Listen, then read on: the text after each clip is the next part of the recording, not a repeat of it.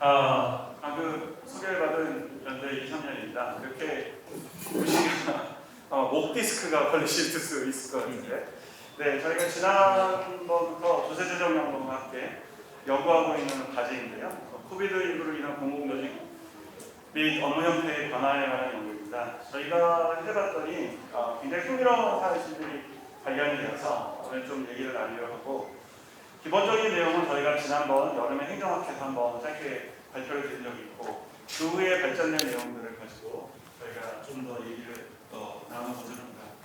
저희가 이번에 좀 더 확장된 것들은 관계자들에 대한 인터뷰를 좀 더 강화하였고, 공공기관들을 대상으로 저희가 설문조사를 실시하여서 그 결과들이 일부는 여기 들어와 있습니다. 아직은 다 설문지가 다 분석되지는 않았는데 저희가 그래서 거기서 확대하려고 합니다. 저희가 이 내용을 조금 더 해보면, 결국 연구에 있어서는 이게 밖에서 충격을 받았을 때 이 공공기관들이 이런 외부 충격에 어떻게 대응하는가, 특히 유연근무제로 나왔던 것들 중에서 재택근무에 관련된 내용들이 가장 핵심이 된다고 볼 수 있습니다. 그러면 여기서 나오는 내용들 중에서 근무 형태의 연구 질문들은 여기서는 근무 형태가 어떻게 변화하는가, 그 다음에 내적인 요소, 어떤 것들이 그런 걸 일으켰는가, 근무 만족도를 상승하였는가, 업무 생산성이 있게 변화했다는 그 이유는 무엇이고, 그리고 코로나19 통제가 끝난 다음에도 지속될 것인가, 아니면 예전으로 회귀할 것인가, 그리고 변곡점을 일으키는 주요 요소는 무엇인가 라는 질문입니다. 저는 학문적인 관심으로 이것을 공부해 보려고 했는데, 계속 연구를 하다 보니까 이게 공공기관의 경영상에 굉장히 중요한 결정사항이 될 수도 있겠다라고 생각이 들어서, 가능하면 공공기관 여러분들한테 도움이 되는 방향으로 학자적인 호기심보다는 그런 방향으로 좀 더 말씀을 드리려고 합니다. 잘 아시는 것처럼 유연근무제는 이렇게 5가지로 볼 수 있습니다. 저희가 그냥 신문이나 이런 데서 쓰는 것들은 불명확할 수가 있기 때문에 유연근무제가 무엇을 얘기하는가라고 했을 때, 저기 있는 5가지 항목 중에서 첫 번째부터 네 번째까지는 현재까지 굉장히 많이 실시되었던 형태의 유연근무제고요. 실제로 공공기관 경영평가에 있어서 이런 유연근무제를 얼마나 잘 정부 목표에 따라서 수용하고 있는가 굉장히 중요한 목표였다고 생각이 드는데, 가장 저조했던 형태의 유연근무제는 사실은 재택근무제입니다. 그런데 코로나 상황이 벌어지면서 가장 크게 효과가 일어났던 부분들이 바로 이 감염병으로 인한 재택근무라고 볼 수 있는데, 그래서 이 연구는 주로 이 재택근무에 초점을 맞춰서 저희가 설계를 하였습니다. 그렇다면 저희가 이제 이런 문제에 관한 여기들에 대해서 저조한 문제들 이렇게 볼 수 있는데, 기존의 문항들을 보면요, 커뮤니케이션에 관한 문제들이 가장 심각하다고 생각하고요. 그 다음에 관리자들은 동일한 공간에서 일을 해야 된다라는 것들. 그 다음에 온라인 인프라나 관리자의 IT 경험이 부족한 경우이 중요하고요. 가장 중요한 것은 성과 측정의 어려움과 생산성 저하에 관한 우려들이 공통적으로 이 재택근무제를 잘 도입하지 못하는 한계의 상황도 그러지 않나라고 생각을 합니다.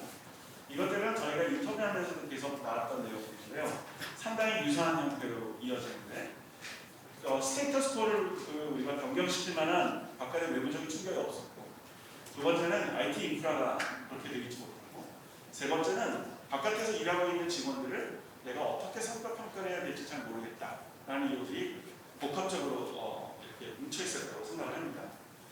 그래서 여기에 이후에 저희가 문건들을 공개를 하였지만, 실제적으로 어떻게 공공기관들이 이것을 했는가를 볼 수 있는데요.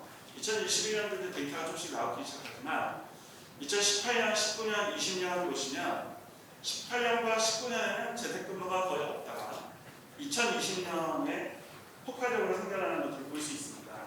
제가 앞에서 말씀드린 것처럼 18년과 19년에 재택근무가 거의 전무했다가 2020년에 외부 충격, 그다음에 상부기관의 지시 등으로 인해서 어쩔 수 없이 재택근무가 나타나는 형태라고 볼 수가 있겠습니다. 그리고 다른 곳에서도 동일하게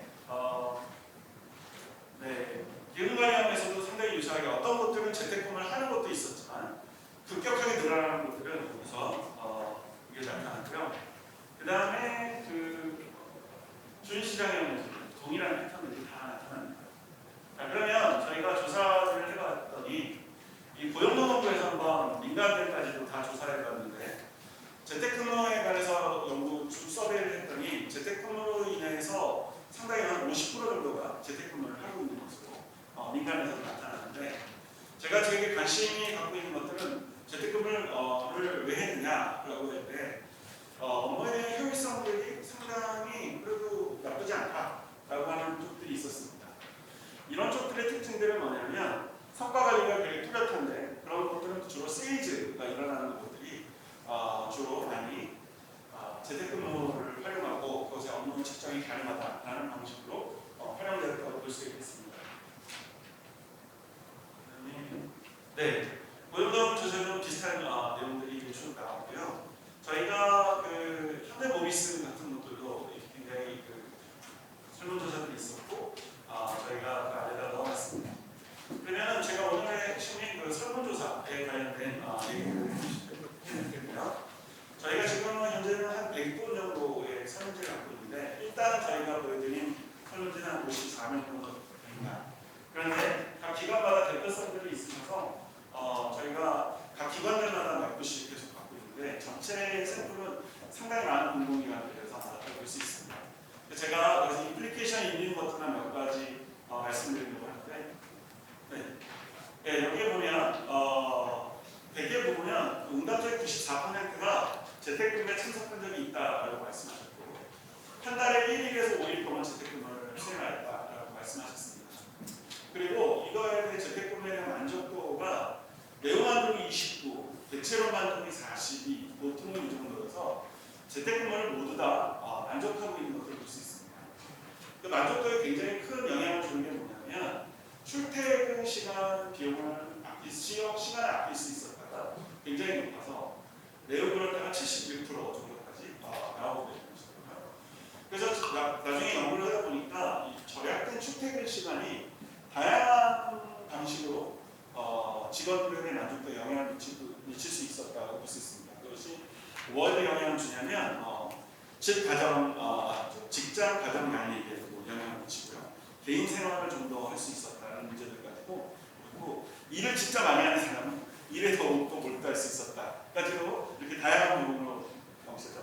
그러니까 일단은 뭐냐면 출퇴근 시간을 내가 아낀 거 보통 저희가 1시간 반 정도 2시간 걸린다고 보는데 그 시간들을 아껴서 그것들을 근로자들이 어떻게 활용하는지에 따라 굉장히 다양한 성격이 나왔다고 볼 수 있겠습니다. 그리고 거주 환경도 재택근무하기 좋은 환경이라고 보고 있었고요. 일과 가정 양립도 굉장히 효과적으로 할 수 있었다고 해서 일과 가정 양립, 집에서 좀 더 출퇴근 시간을 절약할 수 있는 게 이 그 만족도에 굉장히 큰 좋은 영향을 줬다고 할 수가 있겠습니다. 그러면 두 번째 예를 보시면 이 업무에 집중할 수 있었다라는 얘기가 나오는데요. 업무에 집중할 수 있었다는 얘기는 그 일을 좋아하는 사람들 업무에 집중할 수 있었다고 생각하고요. 왜 줄었냐? 불필요한 회의나 만남이 줄었다라는 질문이 87%가 합니다. 그 다음에 업무와 관련되지 않은 불필요한 활동이 줄어서 업무에 집중할 수 있었다 판단됩니다. 세 번째는 갑자기 주어지는 임무가 줄었다가 59% 정도였는데 저희가 주로 이제 기관에서 일하다 보면 갑자기 주어지는 업무는 짱돌이라고 이 짱돌이 재택근무를 하는 사람한테는 잘 주어지지 않는 거죠. 근데 나중에 저희가 인터뷰를 해보니까 기관장들이나 부서장의 입장에서는 갑자기 일이 나오면 보이는 사람한테 시키기가 되게 쉽고 눈에 안 보이는 사람한테 안 시키게 되는 거예요.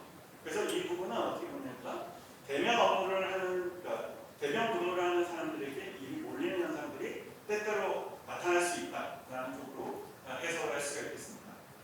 그리고 세 번째 결과에서 업무 관련된 소통이 원활하게 이루어지지 않았다라고 저희가 한번 질문을 해봤는데 그렇지 않다라는 질문들이 꽤 많이 나와서 답변이 나와서 일단은 설문지에 답변하신 분들은 의사소통이 그렇게 어렵지가 않았다라는 쪽으로 반 이상은 그렇게 생각하셨고요. 그 다음에 업무 시간 외에 지시가 늘어났다는 질문도 80% 이상은 그렇지가 않다.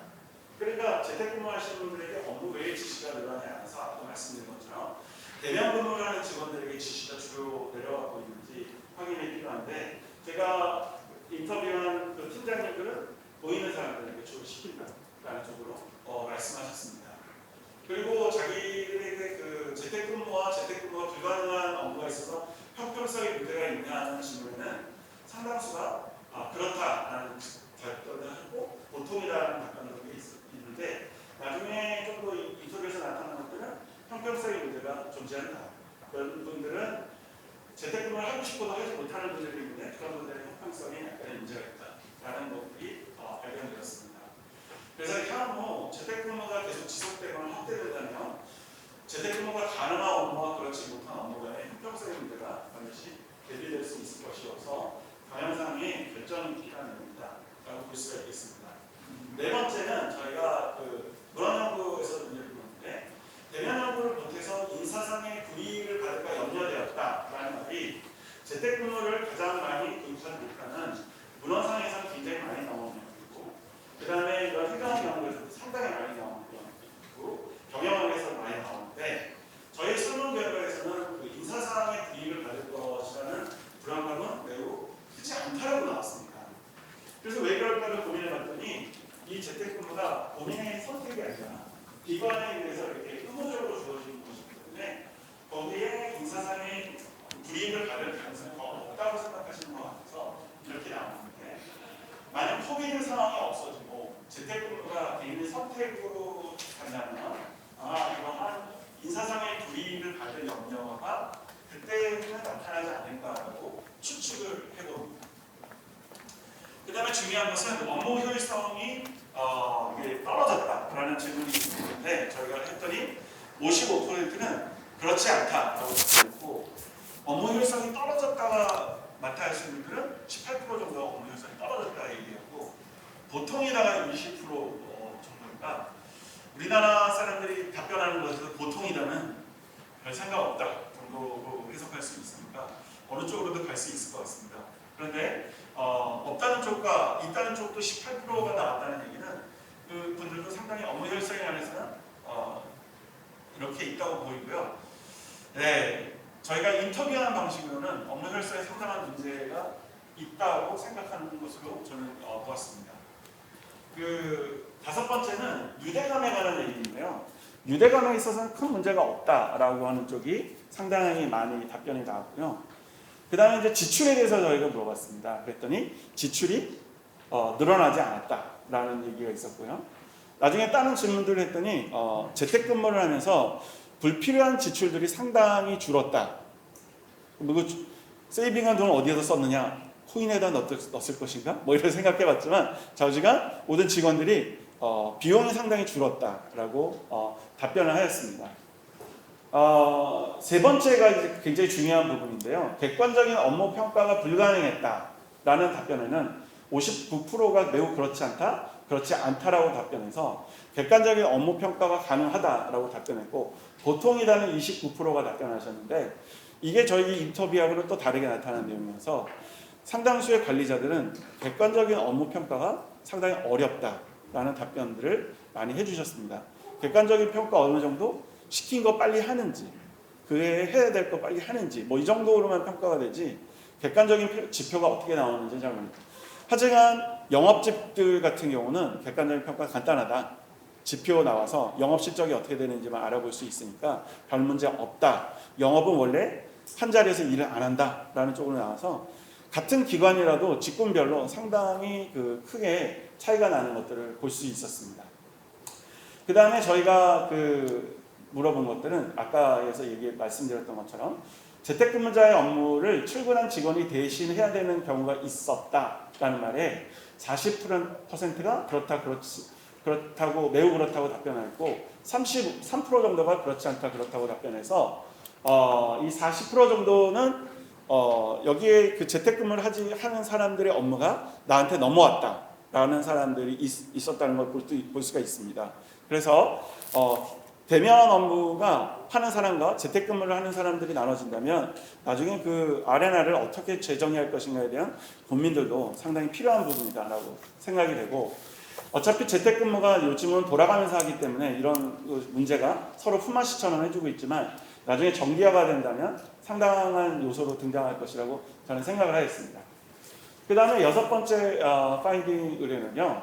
여기가 참 재미있는 게 재택근무에 적합하다라는 질문에는 상당히 이게 갈렸습니다. 그런데 재택근무에 매우 적합하지 않다라는 답변들은 되게 많았는데 업무가 그런데 코로나가 극복된 이후에도 재택근무가 필요하다고 생각하십니까? 라고 물어봤더니 매우 필요하거나 필요하다는 답변이 59%로 나타나서 재택근무가 코로나 극복 이후에도 매우 필요하다라고 전반적으로 생각하고 계셨습니다. 그런데 본인은 재택근무가 지속되기를 원하십니까? 말씀드렸더니 여기에 대해서 답변이 37%, 이 직변에는 55%가 매우 그렇다. 그러니까 필요하다, 원하기도 한다라고 되어 오고요. 앞으로 어떻게 변할 것입니까? 라고 질문했더니 현상 유지가 22, 재택근무가 줄어들 것이라는 것은 61.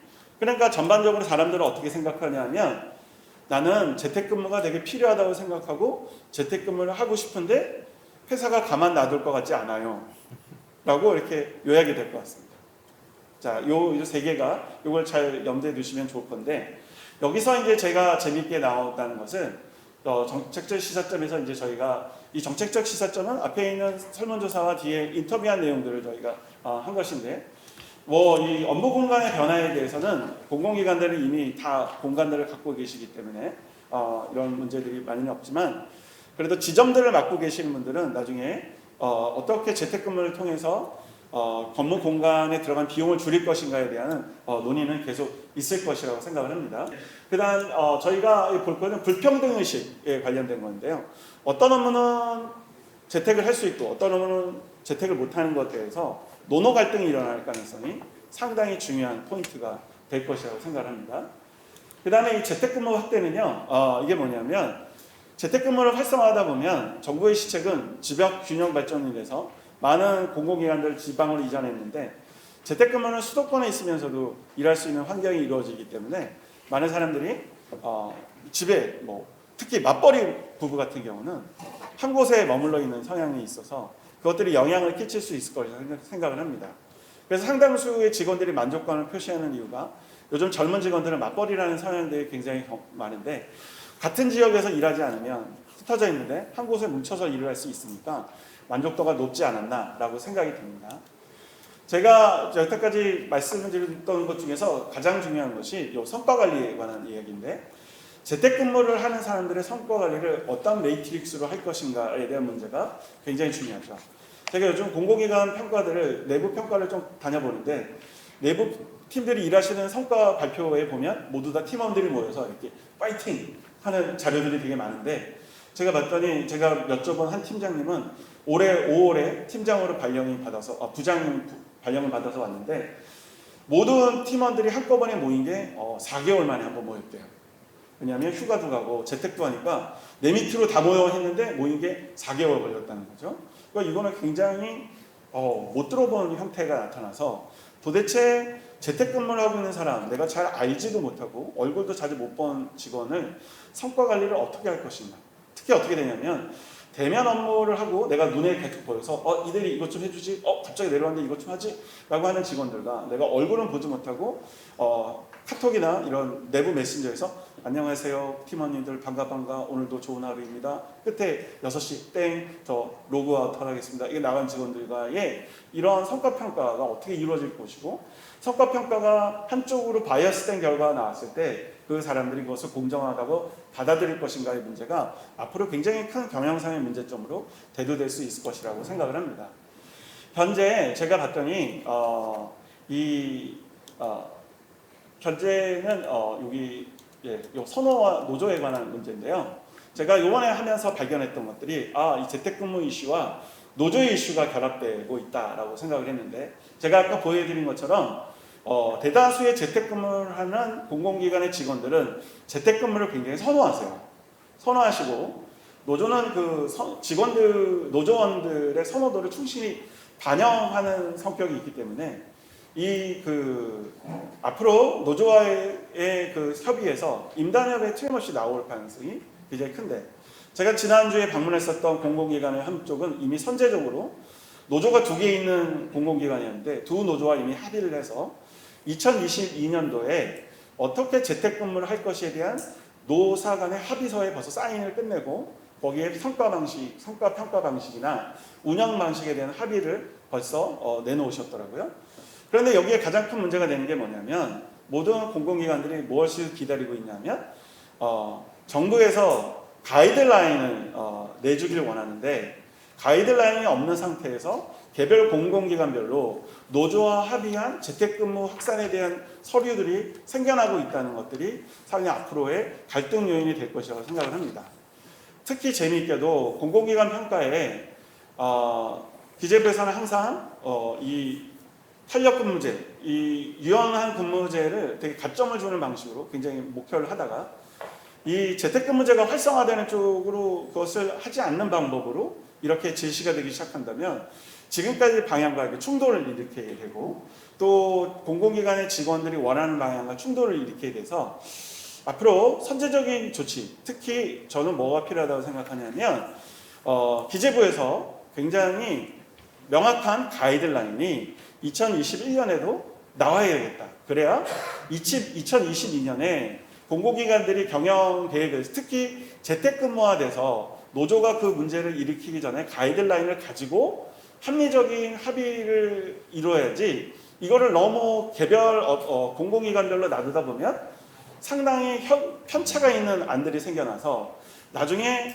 결국 잘 아시겠지만 모든 공공기관들은 왜 저 기관은 이런데 우리는 이렇게 하나요? 라고 하면서 한쪽으로 몰려 수렴할 수밖에 없는데 향후 그것들 불필요한 문제들을 해결하는 방법으로 미리 가야 되겠다. 그래서 지금은 그런 데에 대한 방침이 많이 없지만 기재부에서 굉장히 선제적으로 움직여서 재택근무에 대한 지침들, 가이드라인들, 그 다음에 경영계획에다가 어떻게 반영할 것인가에 대한 내용들도 미리미리 선제적으로 조치를 취해 주셔야 될 거라고 저는 생각을 했습니다. 다들 그래서 제가 팀장님들하고 말씀을 드렸더니 일단 가이드라인을 기다리고 있어요 라고 하시는 분들이 꽤 많으시더라고요. 그런데 저는 이게 가이드라인에 대한 준비가 이루어지고 있는지 좀 궁금한 상태여서 그것도 되게 중요하다고 생각했고요. 마지막으로 제가 느낀 거는 뭐냐면 제가 인터뷰하다 보니까 2020년에 입사한 친구들이 휴가도 쓰고 재택근무를 하면서 조직의 업무를 문화를 아직 못 받아들이는 쪽들이 상당히 많다고 얘기하더라고요. 그래서 극단적으로 나타난 경우는 재택근무로 일을 하다 보니까 어떻게 답변이 오냐면 카톡으로 제가 이 일을 왜 해야 되는지 모르겠습니다 라는 답변들이 온대요. 2020년 입사자들이. 그러니까 이 팀이 일하는 방식에 대해서 익숙해지지 못한 사회화가 이루어지지 않은 상태에서 재택근무를 일어나가면서 2020년에 신입 직원으로 들어온 코호트하고 2021년에 들어온 코호트가 그 전에서 일하던 팀원들과의 이 조직 문화가 상당히 다양하게 나타나고 있다라는 이야기들을 해서 이것들에 있어서는 2022년에 이렇게 들어온 사람들과의 조직의 문화의 합치성을 이루는데 굉장히 큰 요인이 있을 거다라고 생각이 듭니다. 전반적으로 제가 봤던 느낌은 공공기관의 직원들은 재택근무가 필요하다고 생각하고 재택근무에 대한 만족도가 상당히 높지만 기관이 그것을 유지하지 않을 거라고 생각하고 있고 그런데도 불구하고 직원들의 만족도와 필요성이 굉장히 높기 때문에 노조가 개입할 가능성이 높고 노조가 그렇게 개입하는 것은 노조원들의 선호도를 자연스럽게 반영하는 것이라고 생각을 하는데 공공기관마다 이 재택근무에 관한 가이드라인이 분명하지 않기 때문에 전 공공기관들의 공통적으로 생각할 수 있는 가이드라인을 미리 만들어줘야 될 것이고 그 가이드라인 하에서 공공기관들이 재택근무에 대한 정책들을 2022년을 위한 정책들을 만들어 나가는 것이 필요할 것이라고 생각합니다. 이것이 제가 갖고 있는 결론이고요. 조금 더 보고서가 더 마련이 되면 이 조세위원회를 통해서 공유해드려서 경영활동에 도움이 되시도록 하겠습니다. 감사합니다.